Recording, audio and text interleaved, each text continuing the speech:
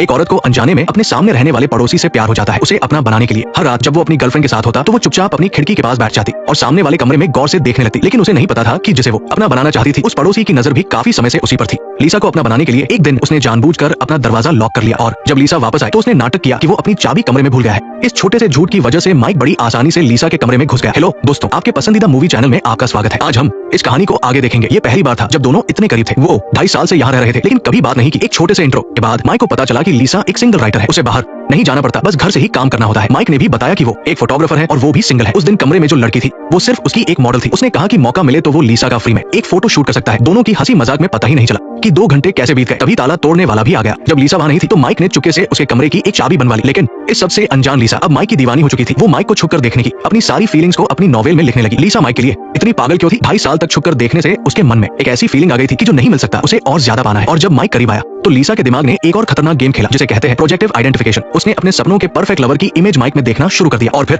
अपने ही बनाए हुए उस इंसान के प्यार में वो डूबती चली गई। वो असली माइक से नहीं बल्कि अपनी कल्पना वाले माइक से प्यार करती थी। चलिए कहानी पर वापस आते हैं। माइक से मिलने के बाद लीसा को गजब की इंस्पिरेशन मिली। कुछ ही दिनों में उसने अपनी आधी से ज्यादा नॉवेल पूरी कर ली और इंटरनेट पर उसे बहुत सारे फैंस भी मिल गए। यहाँ तक कि उसके पब्लिशर का मैनेजर भी लगा था उसे आगे लिखने के लिए कह रहा था। फैंस जानना चाहते थे कि आगे क्या होगा। अगर लीसा जल्दी लिख सके तो पब्लिशर उसे दोगुनी फीस देने के लिए भी तैयार था। मैनेजर की ये बात लीसा के लिए बहुत बड़ी खुशखबरी थी। अपनी नॉवेल में और मसाला डालने के लिए जब लीसा माइक के दरवाजे से गुजरी तो उसके मन में एक अजीब सी बेचैनी हुई। अपने राइटिंग करियर और अपनी इच्छाओं को पूरा करने के लिए थोड़ा सोचने के बाद लीसा ने माइक का दरवाजा खटखटाया। आधी रात को एक लड़का और एक लड़की अकेले कमरे में, दोनों एक दूसरे के इरादे समझ रहे थे। वो पल गुजरने के बाद लीसा ने धीरे से माइक को किस किया और मुड़कर चली गई। लेकिन जैसे ही वो गई माइक तुरंत गया। उसकी आंखों से साफ दिख रहा था कि उसका लीसा के करीब आने का कोई गहरा राज है। अगली सुबह जब उसने सामने माइक को घर पर देखा तो लीसा ने उसके सामने ही धीरे धीरे अपनी शर्ट के बटन खोले और एक शरारती मुस्कान के साथ उसकी तरफ देखा। ये देखकर माइक भी पीछे नहीं रहा। उसने तुरंत अपना स्वेटर उतार दिया। लीसा ने जब देखा कि वो फंस रहा है तो उसने हिम्मत करके अपना कोट ही उतार दिया और अगले ही पल वो आदमी सीधा लीसा के दरवाजे पर आ गया। जैसा सोचा था वैसा ही हुआ। दोनों के बीच फिर से वही सब हो गया। एक बार की गलती समझ आती है लेकिन लीसा इसके बाद बेकाबू क्यों हो गई? साइकोलॉजी में एक कॉन्सेप्ट होता है जिसे इंटरमिटेंट रीइंफोर्समेंट कहते हैं। ये किसी भी लत का सबसे मेन हिस्सा है। जब किसी इंसान को हमेशा नहीं बल्कि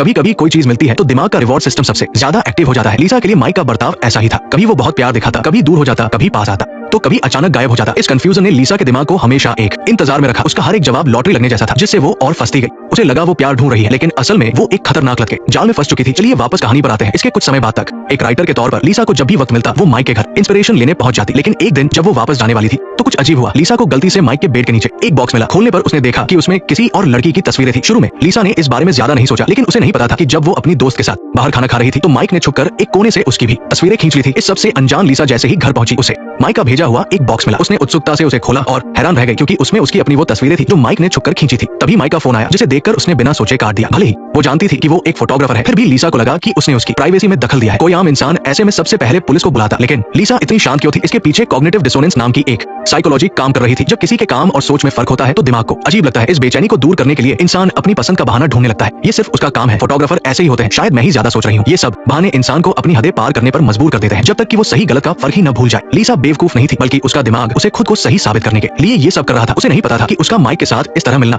सही था या गलत। हालांकि दोनों सिंगल थे और साथ आने का मकसद सिर्फ अपनी जरूरतें पूरी करना था। लेकिन ये सोचकर कि वो एक लड़की है उसे लगा कि उसी का बहुत बड़ा नुकसान हो रहा है। बहुत ज्यादा सोचने और परेशान होने के बाद लीसा ने आखिरी बार माइक के पास जाने का फैसला किया। एक आखिरी गुड बाय के लिए। अगले दिन लीसा ने अपने और उस पड़ोसी के बारे में अपनी 2 बेस्ट फ्रेंड्स को बताया। लीसा की गर्दन पर निशान देखने के बाद दोनों दोस्तों ने उसे उस आदमी से दूर रहने को कहा क्योंकि अभी तक लीसा ये भी नहीं जानती थी कि वो कहाँ का है या कहाँ पढ़ा है। अपनी सहेलियों की बात सुनकर लीसा को भी लगा कि माइक अजीब है। अपनी सेफ्टी के लिए उसे दूर रहना ही ठीक था। सब कुछ समझकर लीसा ने अगले कुछ दिनों तक माइक का फोन आते ही काटना शुरू कर दिया ताकि वो उससे दूरी बना सके। लेकिन 3 दिन बाद ही माइक से रहा नहीं गया और वो लीसा के दरवाजे पर आ गया। मुझे इस गैलरी के उद्घाटन पर बुलाया गया है। मेरा कुछ काम भी वहाँ होगा। क्या तुम मेरे साथ चलोगी? ओह मैं अभी काम कर रही हूँ। चलो ना, ये पास में ही है। मैं सच में नहीं आ सकती। लीसा ने काम का बहाना बनाकर माइक को मना कर दिया। लेकिन जब उसने देखा कि वो लगातार जिद कर रहा है तो मजबूर होकर उसने कह दिया कि काम खत्म होने के बाद शायद मैं आ जाऊँ। इस तरह बात टल गई। लेकिन उसे नहीं पता था कि उसकी ये बात उसे बहुत बड़ी मुसीबत में डाल देगी क्योंकि लीसा मुड़ते ही उस आर्ट गैलरी की बात भूल गई। इस वजह से माइक इतना गुस्सा हुआ कि उसने घर के बर्तन तोड़ने शुरू कर दिए। ये भयानक नजारा देखकर लीसा डर गई और रातों रात अपनी दोस्त के पास चली गई। वही उसने टीवी पर एक गायब हुई लड़की की खबर देखी। उसे याद आया कि उसने वो तस्वीर माइक के घर में देखी थी। उसे लगा कि माइक ने ही उस लड़की को किडनैप किया है। अगले दिन सुबह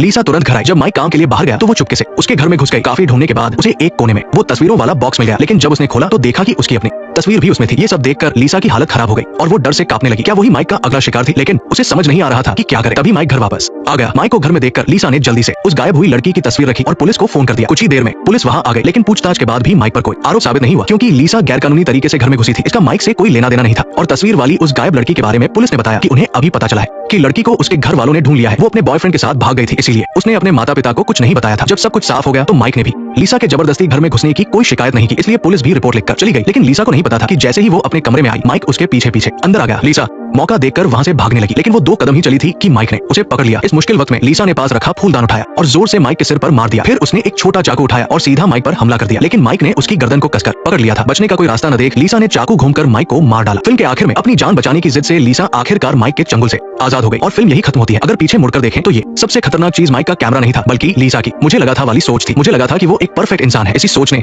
उसे इस जाल में फंसाया। मुझे लगा उसका दूर जाना और पास आना प्यार है और इसी वजह से वो इस लत में डूबती चली गई। मुझे लगा कि मैंने कुछ ज्यादा ही सोच लिया था। इस वजह से वो खुद को समझाते हुए बार बार अपनी हदें पार करती रही, जब तक कि तस्वीरें सबूत नहीं बन गई, जब तक कि नौबत जान पर नहीं आ गई, तब जाकर उसे होश आया। वो मुझे लगा वाली सोच सिर्फ उसकी अपनी कल्पना थी। माइक तो शुरू से ही शिकार कर रहा था और लीसा खुद को धोखे में रख रही थी। सबसे बुरी बात यह है कि असल जिंदगी में भी ऐसी कई लीसा है जो अपनी इसी सोच से किसी माइक का शिकार बन रही है। शुक्र है इस बार वो बच गई, लेकिन न जाने कितने लोग इस मुझे लगा की वजह से अपनी जान गंवा चुके हैं। मैं हूं मूवीज चैनल, मिलते हैं अगली वीडियो में।